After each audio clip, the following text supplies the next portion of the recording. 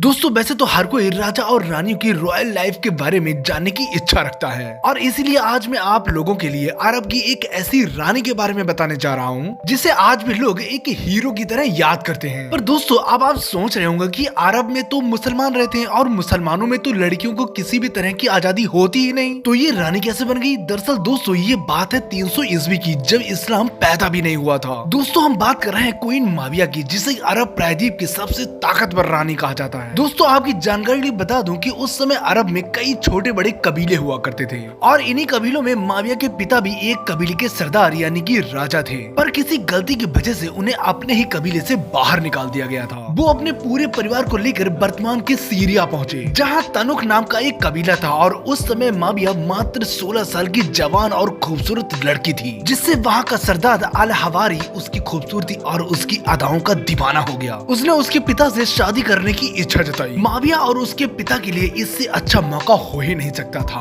और उसके हाँ करते ही दोनों की शादी हो गई। दोस्तों अल हवारी ने शादी के 6 महीने तक माविया को इतनी बुरी तरीके से पेला कि उसे कभी कपड़े पहनने ही नहीं दिए, पर दोनों की जिंदगी बड़े प्यार मोहब्बत से बीत रही थी। पर 375 ईस्वी में अचानक अल हवारी की मौत हो गई और कोई बारिश न होने की वजह से बहुत बड़ी समस्या खड़ी हो गई। उसे कबीले के मंत्रियों को अपनी बात मनवाने और खुद को कबीले का सरदार बनाने के लिए अपने जिस्म का सौदा करना पड़ा, जिसमें मंत्रियों ने उसकी शारीरिक इच्छाओं को पूरा करने का हक अपने पास रखा, जिसके तहत रानी का जब भी मूड होगा तो उसके साथ सिर्फ मंत्री ही शारीरिक संबंध बना सकते हैं। इस सौदे के बाद उसके मंत्री बारी बारी से उसकी हवस को शांत करते और बदले में उसे उस कबीले का सरदार बना दिया। तनुख कबीला रोमन एम्पायर के अंडर में आता था, पर कुछ ही सालों के बाद माविया के रोमन एम्पायर के साथ संबंध बिगड़ने लगे। इसके पीछे का कारण था एक भिक्षुक जिससे माविया काफी प्रभावित थी और इसी की वजह से उसने ईसाई धर्म को अपनाया था, जिसे माविया अपने कबीले का बिशप बनाना चाहती थी, पर रोमन्स नहीं चाहते थे और इसी के चलते रोमन एम्पायर के खिलाफ माविया ने युद्ध छेड़ दिया। इसने अरब के सभी कबीलों को अपनी ओर मिला लिया, जैसे पहले इसने अपने कबीले के मंत्रियों को ऑफर देकर मिला लिया था। इसने एक बड़ी फौज तैयार की और रोमन्स के खिलाफ युद्ध किए और जीते भी, और कई युद्धों को जीतने के बाद इसने अपनी शर्तें रखी और उनको मनवाया भी, और इसने अरब के बहुत बड़े हिस्से पर राज किया था और लगभग 425 ईस्वी में इस खूबसूरत रानी की मौत हो गई। वैसे दोस्तों माविया की ये स्टोरी आपको अच्छी लगी हो तो प्लीज सब्सक्राइब करें, क्योंकि हम ऐसे ही रियल और इंटरेस्टिंग वीडियो लाते रहते हैं।